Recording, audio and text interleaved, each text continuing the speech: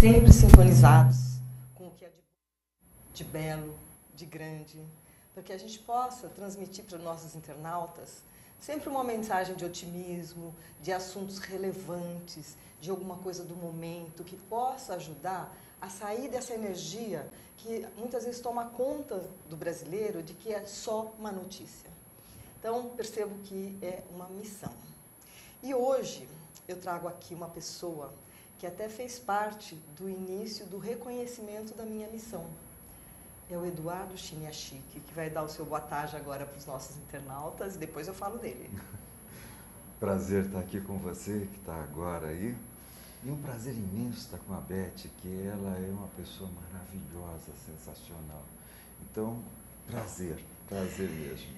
Nossa, falar com o Eduardo Chiniachik é um poder. Estou me sentindo, me achando aqui. O rapaz que eu conheci há mais de 20 anos, ele foi meu anjo num curso de programação neurolinguística, ministrado pela Sociedade Brasileira de Neurolinguística, cujo presidente é o Gilberto Cury. E lá ele me auxiliava nos meus exercícios e a gente sempre teve uma afinidade. De lá eu saí com a ideia de que eu podia fazer muita coisa. Então eu queria ser grata a esse Eduardo Chiniachik, que hoje vai nos contar coisas preciosas. O Eduardo, ele é presidente da Sociedade Crescer Treinamentos, palestrante, consultor organizacional, faz conferências no Brasil todo, no mundo todo e é especialista em desenvolvimento de competências de liderança, além de escritor. Já eu mostro para vocês os livros. Estar com o Eduardo é aprender, então eu vou partilhar isso com vocês. O nosso tema de hoje é vencendo desafios na vida e construindo o futuro desejado. Qual é a melhor forma de fazer isso, Eduardo?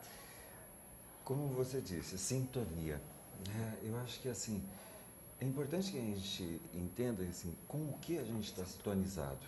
Porque em algum momento as pessoas não se dão conta de que elas vão colocando muita atenção naquilo que elas não querem.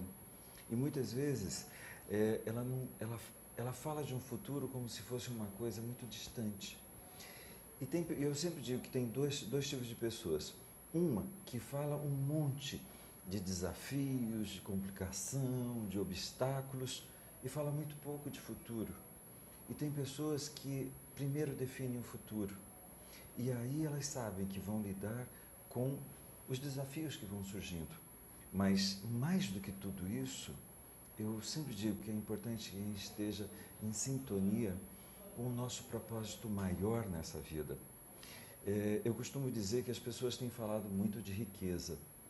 Então, parece que a gente entra na internet e sempre tem um curso de como você se tornar milionário, de prosperidade e tal. Uhum. E eu costumo dizer que, às vezes, as pessoas falam tanto de riqueza que se esquece de uma palavra, grandiosidade.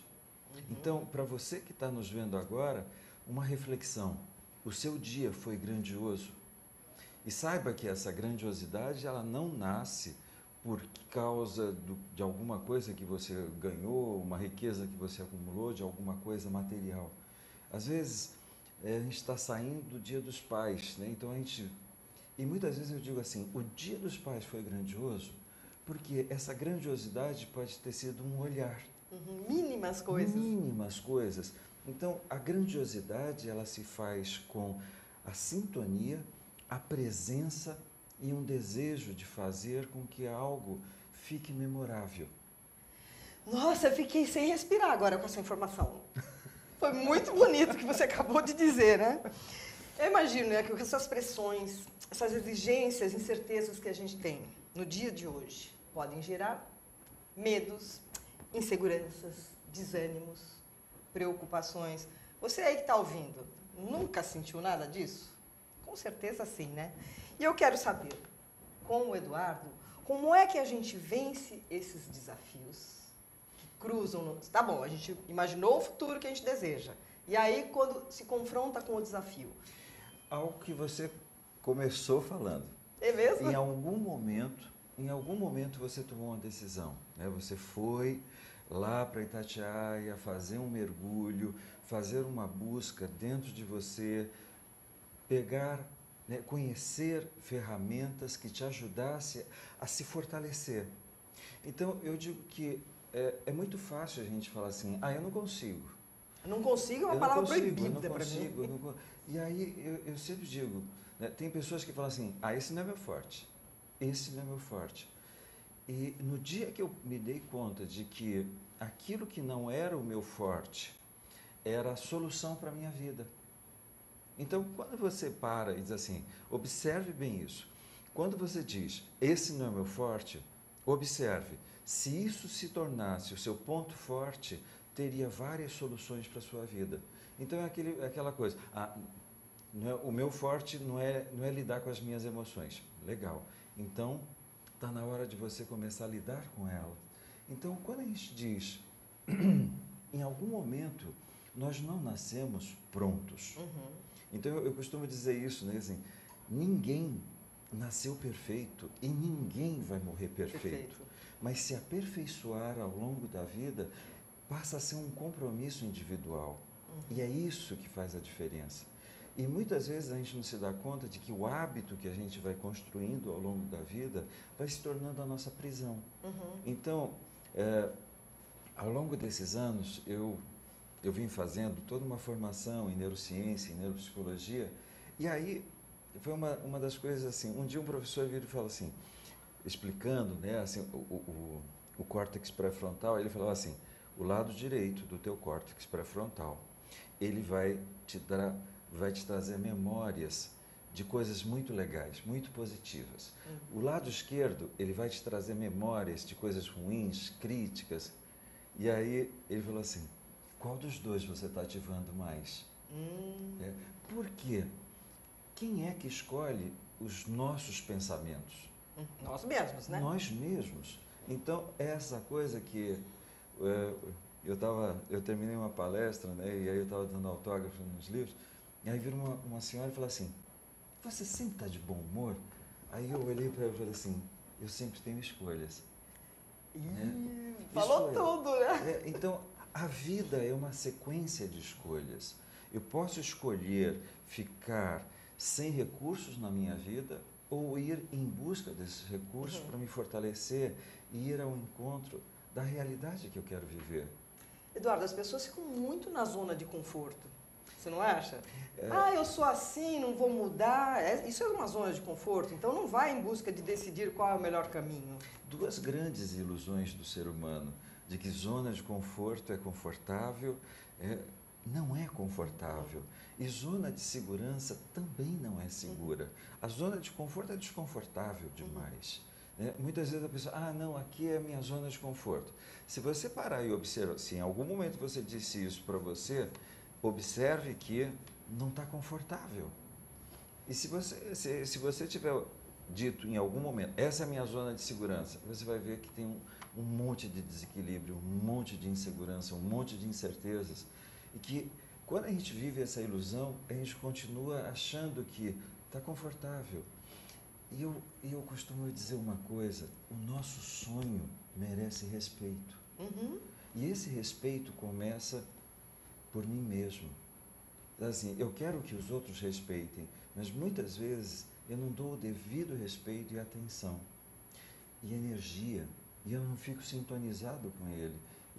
E aí é nesse momento que eu falo de uma coisa distante, mas estou sintonizado com um monte de coisa que eu não quero. Sem focar naquilo exatamente que você quer, né? Eu estava brincando com uma frase que é assim, ser feliz ou ter razão. Isso aí, agora realmente tem questionado. Se a gente parar um casal no meio de uma briga e perguntar para eles, vocês estão brigando para ser feliz ou ter razão? E muitas vezes a gente vai ver que a resposta que surge é ter razão. Ter razão. E o hábito que se cria é brigar para ter razão, mas se distanciar de perder a sintonia com a felicidade. Então, os desafios que já seriam naturais dessa trajetória em um relacionamento passam a ser quase que obstáculos intransponíveis.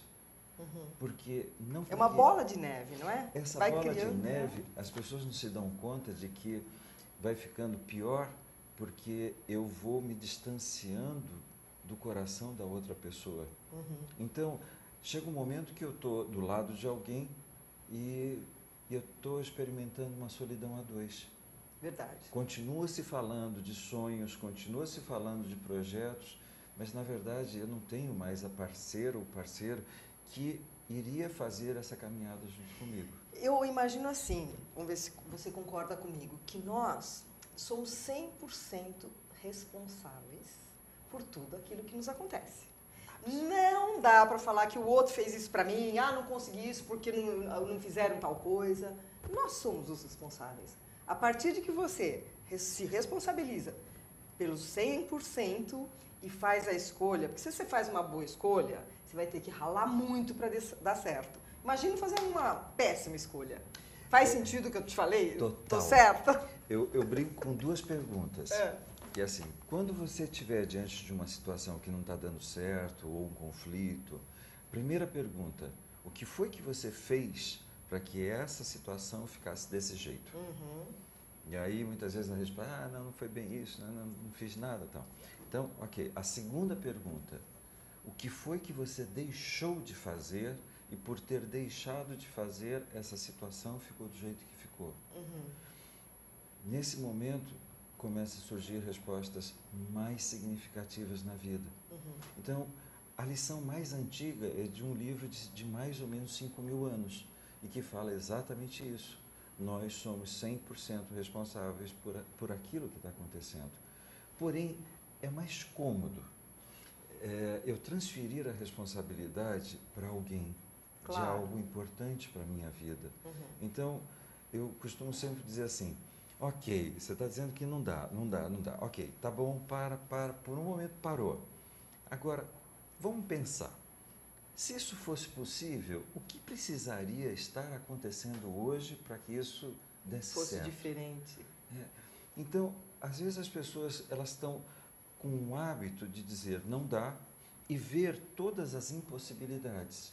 E eu costumo dizer, ok, e o que é que? Se uma porta estiver fechada, não gaste tempo tentando abrir essa porta. Seja flexível, busque alternativas que te conduzam ao resultado. Não existe uma única solução, né? Não existe uma única solução. Eu acho que a gente cresceu ouvindo todos os caminhos levam a Roma. Uhum. Todos os caminhos levam ao resultado que vai te deixar feliz. Uhum.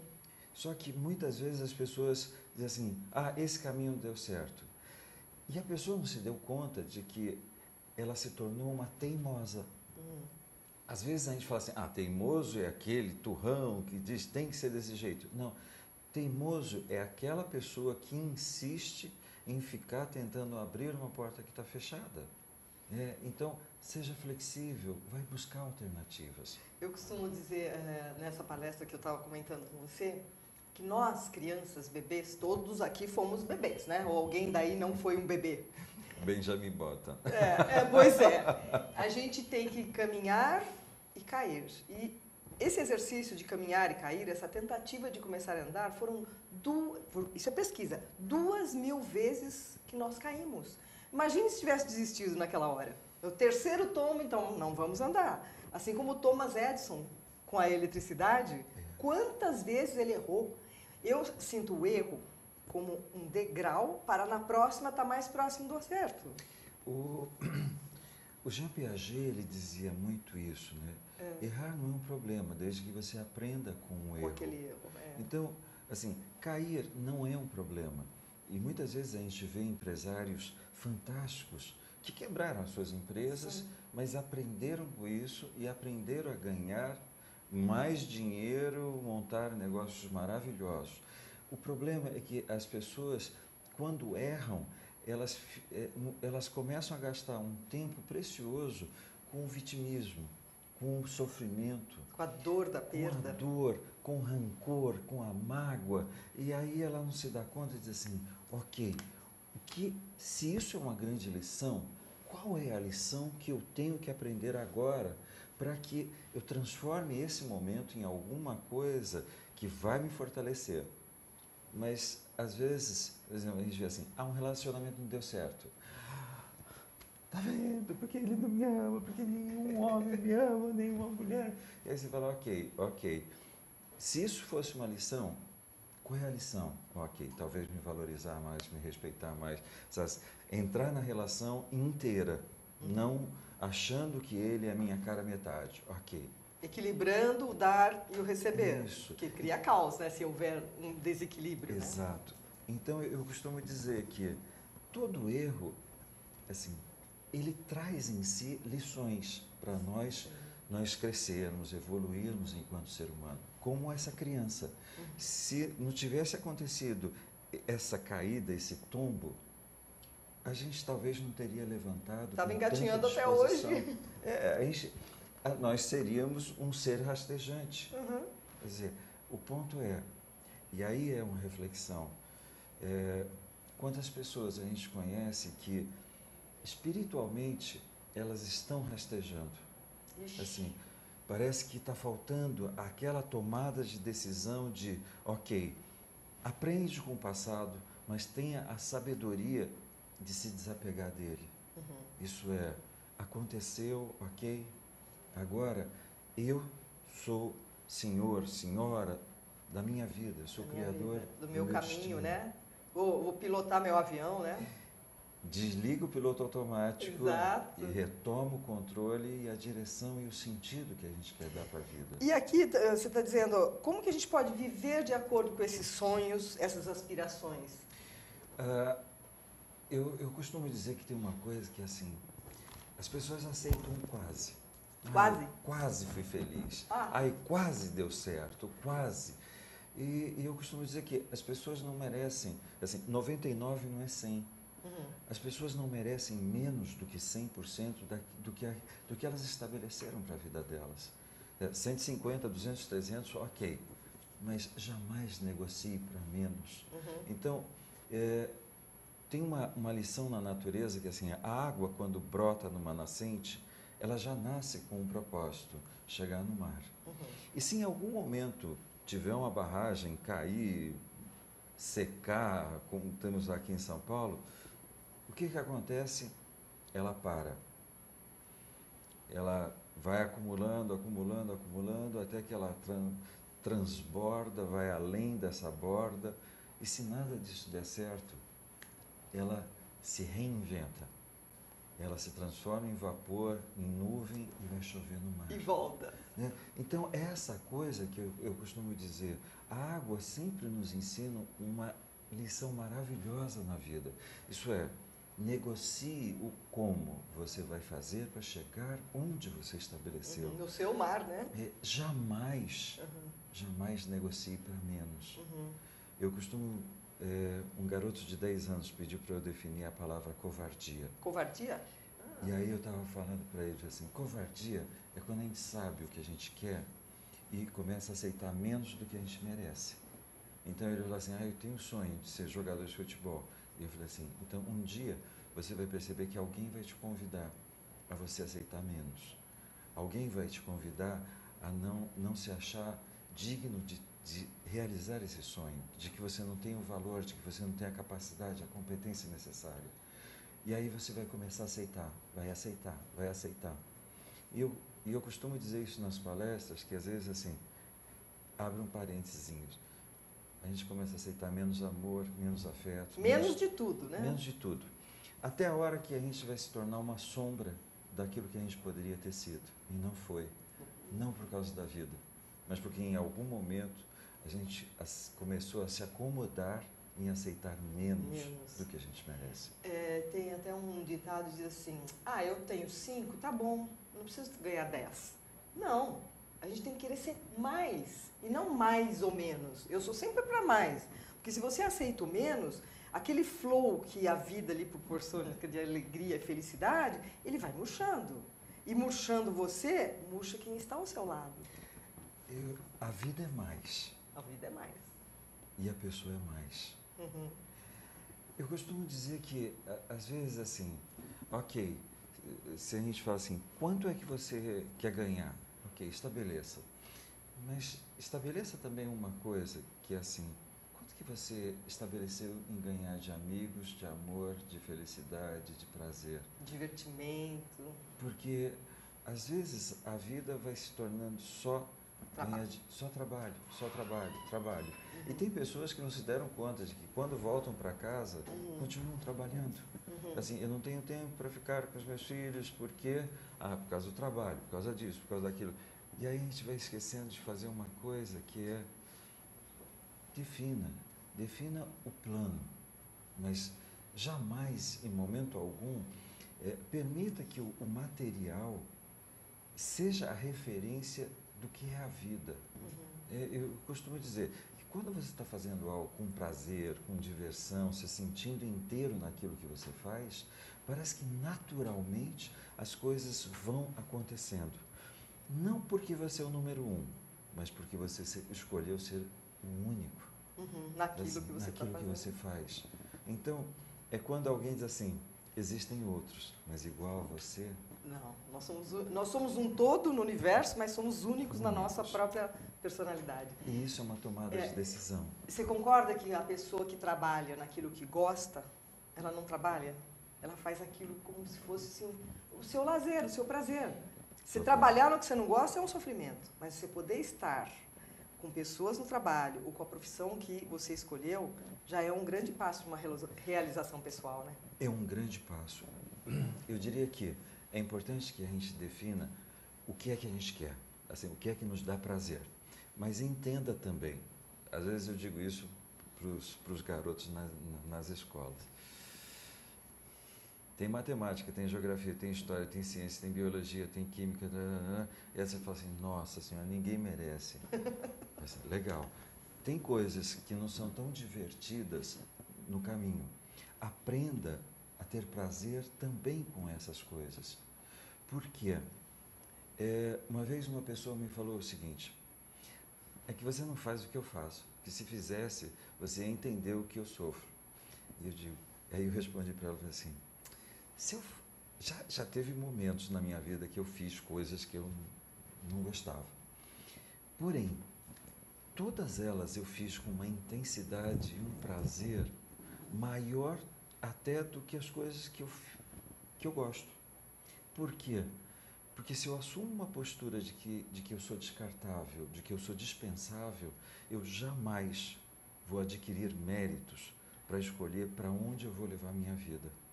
E é nesse momento que aí a pessoa não se dá conta de que, tá vendo, mas agora aqui, não, ok, transforme onde você está no melhor lugar para alavancar a tua carreira, para você chegar aonde quer ir. Aonde você quer ir, fazer somente o que te dá prazer.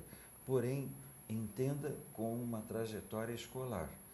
Tem matérias que não são divertidas e que se você bombar nelas, se você ficar de dependência, acumular dependência, você não chega. Então a gente não tem méritos. E é essa atitude, né, de ter prazer, mesmo com as coisas que você diz, não nasci para isso, ok, mas nesse momento é isso que você está fazendo. Transforme esse momento no melhor momento para alavancar a tua carreira. Então é aquela história, eu brinco, eu já fui garçom, já trabalhei de garçom, sabe assim, e aí eu brinco assim, já fiz um monte de coisinhas, sabe, que você fala assim, nossa, já fui balconista, e aí a gente olha e se diz... E você se imaginava hoje um escritor, uma pessoa do desenvolvimento humano? Você sabe que aos 17 anos eu já tinha definido isso, né? Ah, é? Aos 17 anos eu já queria estar desenvolvendo. Então, aos 17 eu comecei a trabalhar a primeira parte do plano, que era estar com pessoas geniais. Então, para mim, ser assistente, trabalhar, eu brinco, carregar a mala, limpar a sala, limpar a banheira, fazer o que fosse. Só fazendo seu networking já desde cedo. A importância, mais do que saber o que essas pessoas tinham em termos de conteúdo, era saber o que eles pensavam. Assim, o que é, como que eles pensam, como que eles sentem, como eles agem, como que eles tomam essa decisão. Por quê? Porque conteúdo a gente aprende. Mas o que muitas vezes é a grande trajetória na vida da gente são as pessoas que passam. E essas pessoas enriquecem. Essas pessoas fazem com que a gente entenda essa dimensão grandiosa da vida. A gente apreende com essas pessoas, isso, né? Então, eu sempre digo que a pessoa arrogante, ela perde uma parcela desse aprendizado. E a pessoa humilde, a pessoa simples, vai ter cada vez mais oportunidades. Eu costumo sempre dizer isso. Humilde não significa que você vai ser resignado. Ser simples, ok. A simplicidade nasce de uma coisa que eu costumo dizer. Você não é melhor do que ninguém. Você não é pior do que ninguém. Você é único. Você não é mais importante do que ninguém. Você não é menos importante do que ninguém. Você é parte de uma construção maior do que eu e você. Então, a gente está vivendo um projeto grandioso nessa vida. Nossa, eu vou pegar uns takes dessa palestra e vou pôr no papel, porque está virando assim uma poesia isso aqui, né? Eu sei que daqui a pouco nós temos nosso intervalo. Eu queria dar um depoimento aqui. Aquele curso que eu fiz de neurolinguística, que você foi o meu anjo, eu saí de lá, cheguei na minha casa, sentei no meu piano, que tem uma teclinha lá que grava, e eu compus uma canção chamada Saudade. Hoje nós não temos nem o piano, não temos o violão, mas eu vou cantar esta canção com uma banda Ghost. Eu vou estar com o playback da minha banda e eu vou cantar para você a música que você é corresponsável. Ela se chama Saudade e, claro, fala de amor, né? Vamos lá?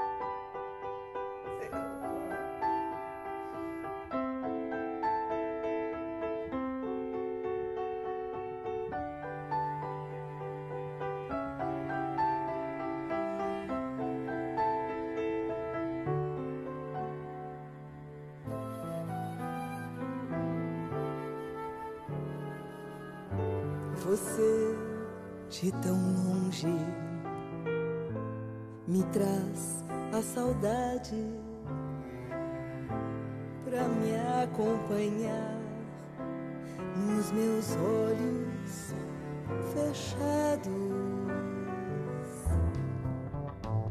que guarda a lembrança do último olhar.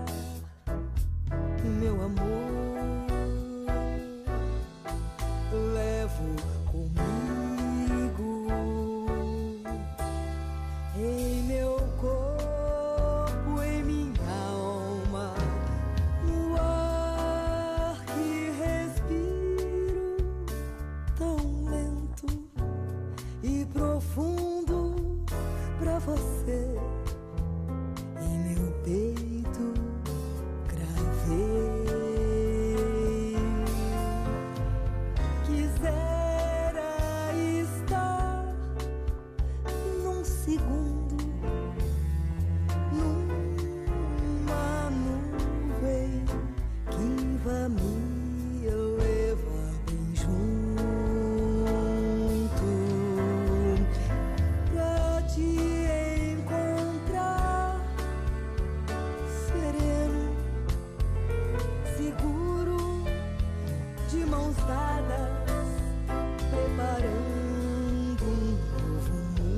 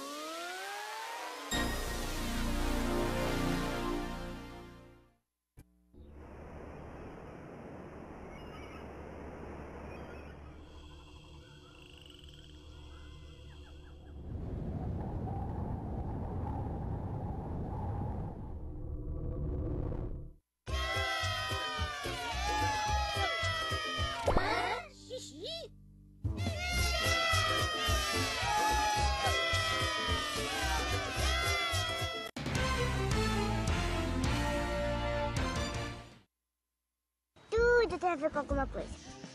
De onde vem a água que a gente bebe? Da torneira. Ih, nada a ver. Vem dos rios que nascem da mata. Sabia que a gente só respira por causa das árvores? A árvore respira? Respira. A árvore respira. E o que você tem a ver com isso? Meu ar. Minha água. Minha árvore. Meu ambiente. Mata Atlântica! SOS Mata Atlântica. Mais 25 anos.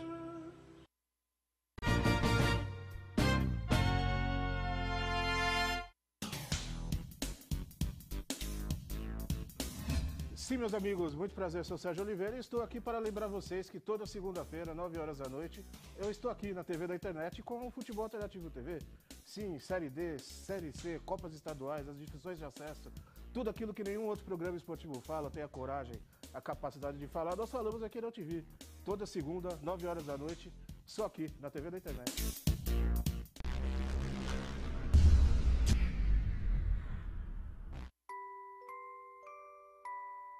As nossas recordações são os nossos maiores tesouros. Carregamos durante toda a nossa vida. Manipular, distorcer ou implantar falsas memórias, além de ser uma violência, é crime. Somos responsáveis por esse tesouro. Não promova alienação parental.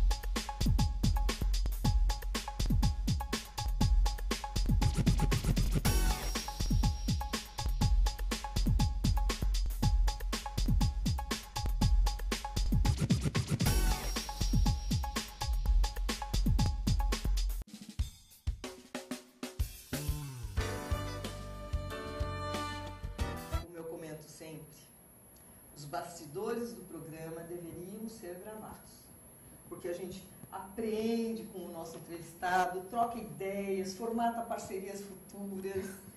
E eu estou aqui com o Eduardo Chiniachik. Vou fazer aqui uma sugestão de livros, porque eu já li A Vida é um Milagre. Não tem como discordar, não é, Eduardo? Transforme os seus sonhos em vida.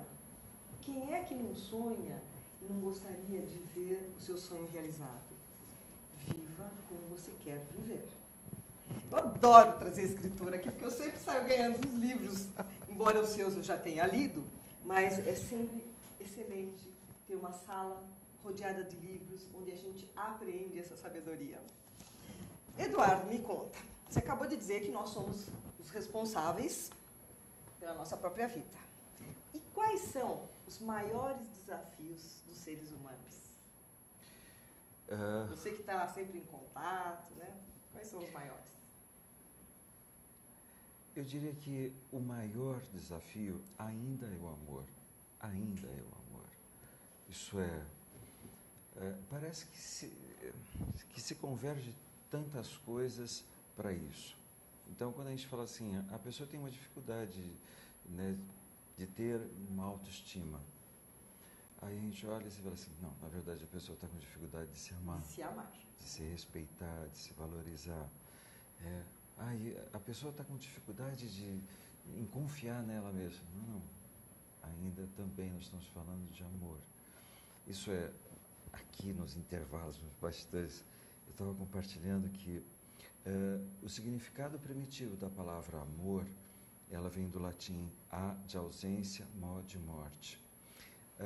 No sânscrito, o mesmo significado.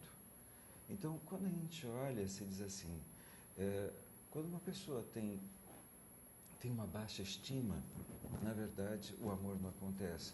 Isso a presença da morte está muito presente, está ali, rodeando a vida dela. Quando uma pessoa não confia nela, parece que também a morte está ali ao lado dela. A própria pessoa depressiva, Isso. né? Só que muitas vezes as pessoas não se dão conta de que existe uma outra forma de morte do que simplesmente a física que a gente conhece, que é a morte mental.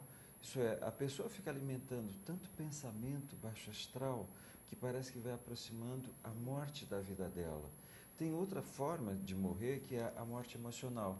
A pessoa ela está tão apegada a tantas coisas do passado que parece que ela não se dá conta de que ela está morrendo para o novo. Parece que não existe espaço para ela experimentar algo novo, um sentimento novo nessa vida. Então, quando eu falo assim, esse é o grande desafio. Então, muitas vezes a gente vai poder dizer assim, ok, a estima, a autoconfiança, né, ser líder, mas parece que tudo isso vai voltar a essa palavra. Converge ao amor, né? Então, quando eu digo assim, qual é o grande desafio da liderança? Eu liderar a mim mesmo, eu liderar o meu projeto de vida. Antes de eu me tornar líder de um grupo, de uma organização, é importante que eu tenha claro que eu estou liderando algo muito mais valioso do que uma empresa, que é a minha vida.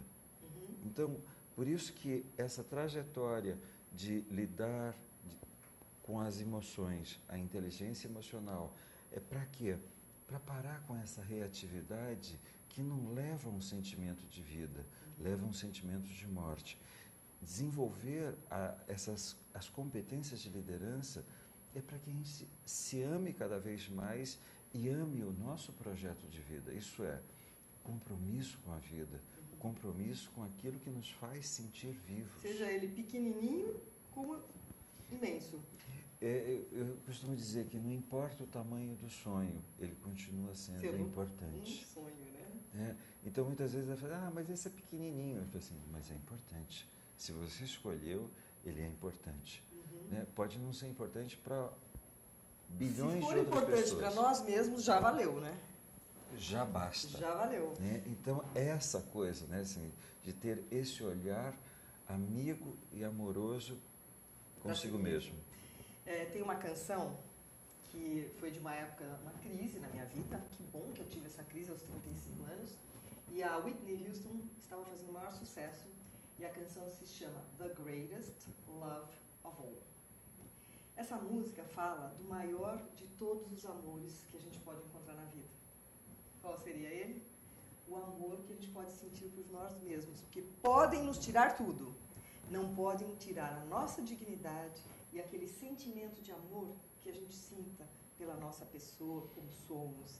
Então eu percebo assim, se você se pautar em alicerces que vão lhe dar segurança para o seu pensar, sentir e o querer, você já está na estrada da autorrealização. Como você vai lidar com as ferramentas a adquirir ao longo da sua vida. E você é mestre nisso, né? Você é quem ferramentaliza as pessoas para elas encontrarem a sua oficina, né? Para depois partir. Não é que você vai lá e faz, é você dá a ferramenta, não dá? Quais são as suas ferramentas? Às vezes eu gosto de dizer que eu sou um bom espelho. Né? Às vezes as pessoas esperam que eu vá trazer alguma coisa de surpreendente, e eu sempre digo que a experiência mais surpreendente que alguém pode ter é olhar verdadeiramente para si mesmo, sem um julgamento, sem depreciar, mas aquele olhar de aceitação, de contemplação, de observação. Por um momento, é quando quando um pai e uma mãe olham para o seu filho recém-chegado, né? Ele pode estar todo torto, amassado. Acha lindo. Ele é lindo. Né? Ele é lindo porque a gente consegue enxergar a vida nele. Né? É isso que muitas vezes eu costumo dizer, não importa a trajetória, o quanto a pessoa tem, eu sempre digo, é importante que a pessoa, antes de morrer, ela descubra a beleza que é poder olhar para ela mesma. Então, às vezes as pessoas falam muito nessa palavra êxtase, e eu gosto de falar a palavra íntase, que é o êxtase interior, é o êxtase consigo mesmo. Íntase, essa palavra eu nunca ouvi. Você criou ou ela está no dicionário? Ela existe? E por que não é... Alguém aqui já ouviu falar em íntase? É por isso que muitas vezes as pessoas preferem muito mais ter essa coisa de para fora do que eu nunca pensei dentro. nisso. Então essa coisa, né, de quanto a gente fala, às vezes, quantas emoções as pessoas ainda não descobriram. Chorar de alegria, chorar de êxtase, né? Quando a gente está vendo uma coisa maravilhosa diante da gente, a gente fala assim, nossa, e vem as lágrimas, aí você fala, uau. É poder olhar para a nossa vida com esses olhos, de quem realmente está descobrindo algo maravilhoso. Né? Talvez alguém que esteja vendo diz assim, né, mas com tudo que já me aconteceu, eu falo assim, aprenda a olhar até mesmo para isso. Se a gente fosse no Etna, lá na Itália, e visse aquele vulcão lá em erupção, você fala assim, nossa, que coisa magnífica. Você fala assim, é um desastre da natureza. Não, mas mesmo isso, se você estiver olhando com olhos de ver, você vai aprender muitas coisas. Eu acho que a vida é isso. A gente perde pessoas, mas às vezes as pessoas vão ficar presas demais à dor da perda e vai se esquecer de agradecer o tempo que esteve junto, né? As lições, os ensinamentos, assim, o legado que essa pessoa deixa. Então, parece que volta sempre aquela máxima que a gente já ouviu bilhões de vezes, que é meio cheio ou meio vazio. Mas é essa coisa que eu digo, a gente sempre vai ter escolhas. Mas dentro dessas escolhas eu acho gostoso a gente poder pensar que quem eu vou descobrir dentro de mim mesmo hoje. E pensar que dessa vida a gente não leva uma blusinha, um terno, um sapato. O que é que a gente leva? Nada. Nada. Eu sempre digo que não é o que a gente leva, é o que a gente deixa. A gente deixa muita coisa. Para mim, eu acho que a gente, quando vai... Porque eu acredito em... Imagine que eu vim aqui nessa vida só uma vez, né? Voltarei muitas. Eu acho que a gente leva o bem que você fez, vai ficar na sua malinha. Aquilo que você aprendeu, que possa, numa volta, estar auxiliando. Por isso que a cada ação nesta vida, eu procuro pensar assim, fez bem para mim? Fez bem para o meu próximo? Então tá valendo.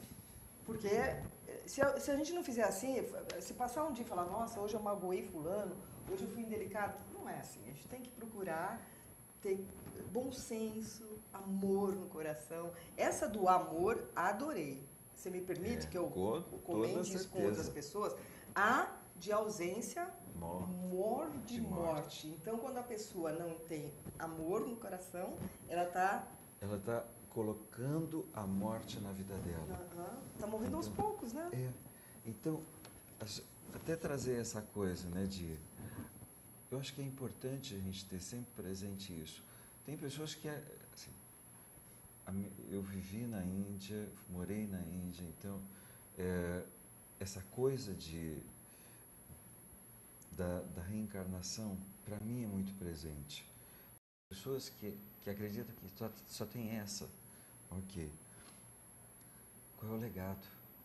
É o que você vai deixar. Então é assim, onde foi que você deixou uma lição para deixar o mundo melhor do que você pegou? Que foi o que você fez, né? Qual vai ser a lição que você vai deixar para os seus filhos, para os seus netos? né? E aí eu costumo dizer assim, ele trabalhou bastante, não se divertiu, nunca teve presente. Ok. Assim, ou qual é a lição que você quer deixar? Qual é o legado que você quer deixar? Então, por isso que acho que esse momento, com certeza nós vamos, assim, na nossa evolução espiritual, nós vamos ter crescido muito, né? Quanto mais a gente se comprometer nessa existência com isso, com a gentileza, assim, com o ser simples e ao mesmo tempo ser tão presente e tão forte. Tem uma frase da Madre Teresa de Calcutá, que ela diz o seguinte: quando você deixar uma pessoa com quem você esteve, que ela se sinta melhor do que quando você chegou. Não é lindo isso? Eu vou ter que marcar, não só com o Eduardo, mas algumas pessoas que já vieram aqui e trabalham nessa sintonia. Não porque seja o nome do programa, mas porque realmente a gente percebe, quem está aqui nos ouvindo está percebendo isso. Nós vamos marcar isso. Só que agora eu gostaria que você falasse um pouco no contexto profissional. O que é que faz os profissionais se sentirem motivados? Eu sempre digo para os executivos que a atitude mais sábia deles, dos diretores, dos seus gestores, é estimular com que todos os profissionais da sua organização tenham um projeto de vida. Por quê? É muito difícil você motivar pessoas para a empresa, né? A gente fala assim, para a empresa, se essa pessoa estiver acomodada. Sabe quando uma pessoa diz assim, tanto faz na vida dela, essa mesma expressão ela vai usar na empresa. Sim. Tanto faz. Então eu digo assim, raramente você vai ver essa expressão na boca de uma pessoa que tem um sonho, que está vivo, que acorda de manhã sabendo que hoje é mais um passinho que ele vai dar para concretizar esse sonho. E ele sabe que a empresa, ela sabe onde é que a empresa está dentro do projeto de vida dela. Então é essa pessoa que dá o melhor para o seu projeto de vida. Ela vai melhor na empresa. Então essas pessoas são mais fáceis de você estimular. Se você também, enquanto gestor, souber entender que para fazer uma gestão de pessoas, que todo mundo fala tanto nessa expressão, gestão de pessoas, E eu costumo dizer que para acontecer uma gestão de pessoas, você precisa ter uma pessoa, e não um cargo e uma função. Sabe o que é? Esse daqui é o meu gerente. Tá. Não é função, não é cargo. Quem é a pessoa que está por trás desse cargo, dessa função? Qual é o sonho dele? Quais são as coisas importantes? O que faz essa pessoa se sentir viva? O que faz essa pessoa se sentir realmente inteira naquilo que ela faz? Então, às vezes, eu falo assim, você sabe o nome dos filhos dela? Né? Não. Isso é importante? Eu falei assim, crucial para o sucesso da tua empresa. Diz assim, e aí, como é que estão teus filhos? E aí, o João está legal na escola? E aí, a Maria está bem na escola? A produtividade melhora, né? Quando o patrão valida o seu colaborador. Porque olha para ele como ser. Como gente. E é isso que faz a diferença em eu me sentir realmente valorizado. Assim, eu existo. Então não é a função que existe. Existe a pessoa por trás disso. E quando essa pessoa tem, por exemplo, eu olho e digo assim, essa pessoa está trabalhando o mês inteiro para ganhar esse salário porque ela quer fazer uma poupança para pagar a faculdade dos filhos. Então, quando eu sei isso, eu sei como motivar essa pessoa. Agora, se eu não sei isso, né, eu sempre vou trabalhar, mas olha, não está rendendo, a produtividade, né, porque o cargo, ele tem uma exigência de produtividade, de resultados, e o cargo não está fazendo. Então, aí você fala assim, ok, se você tocar na pessoa, talvez a produção, a produtividade e os resultados apareçam de uma forma muito maior do que se espera. Mais ampla, né? Eu tenho um exemplo disso, de uma querida amiga, Sônia Rez, da Dudalina. Ai, Sônia, A gente esteve lá fazendo uma palestra e eu tive que estudar a Dudalina. Não preciso nem contar a história dos pais dela, que tiveram 16 filhos, mas a Sônia, o que ela fez com a Dudalina? Ela tem hoje 2.000 e poucos funcionários. E ela conhece todos eles e no Natal ela dá um abraço apertado em cada um. Além de, por exemplo, dar um mimo personalizado. Ela soube que muitas pessoas de bicicleta para trabalhar, ela resolveu dar bicicleta para quantos precisassem.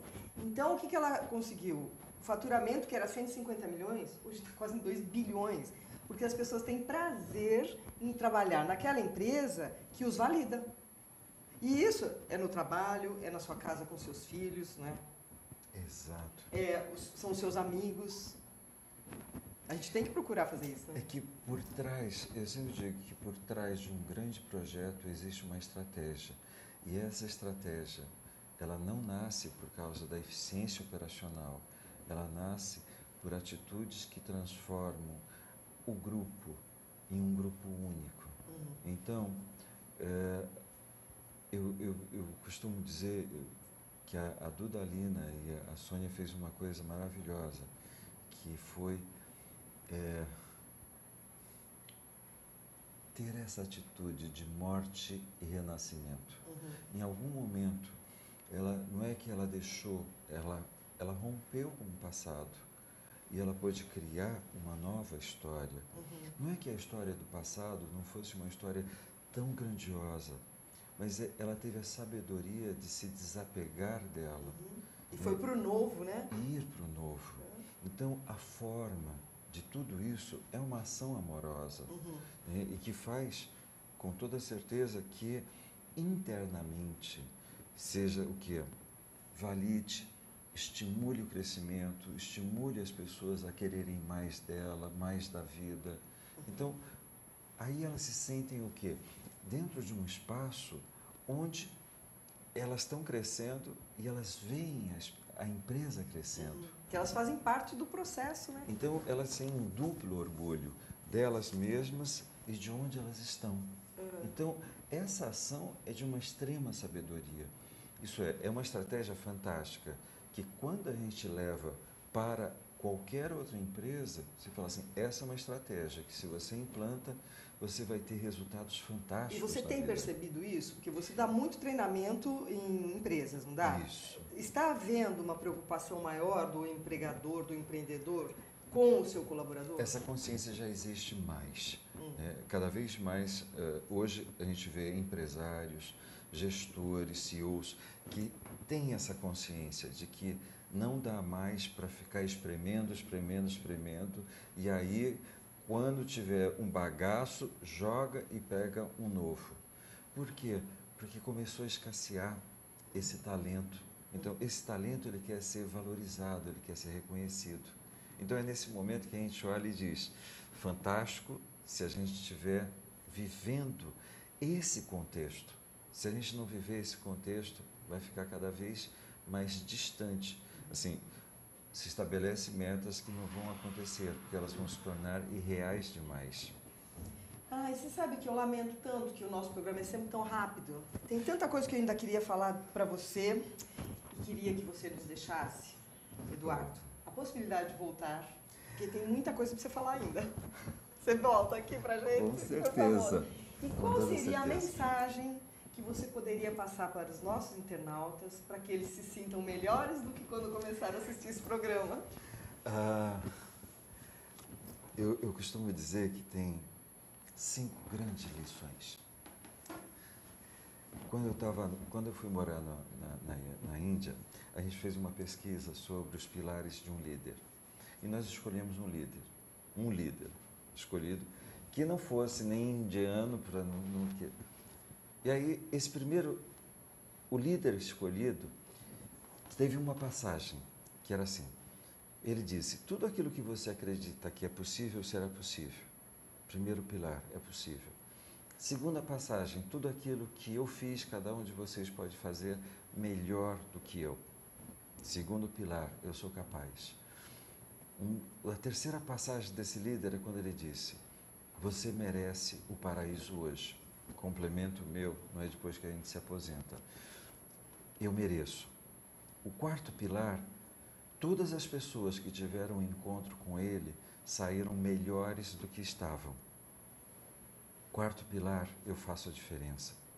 Esse líder tinha tudo para não ser nada e ele escolheu ser tudo. Permita-se. Acho que você já percebeu que o líder que a gente trabalhou tanto se chamava Jesus.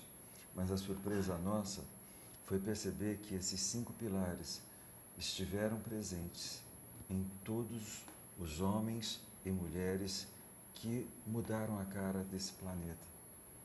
Isso é, esses 5 pilares estão presentes em todos os momentos que você escolheu transformar algo que não existia em algo real.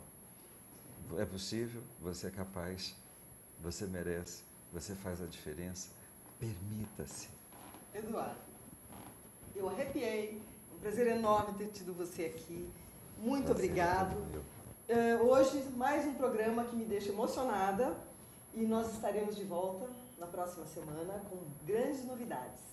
Até mais e obrigada pela sua audiência. Sempre em sintonia. Até já.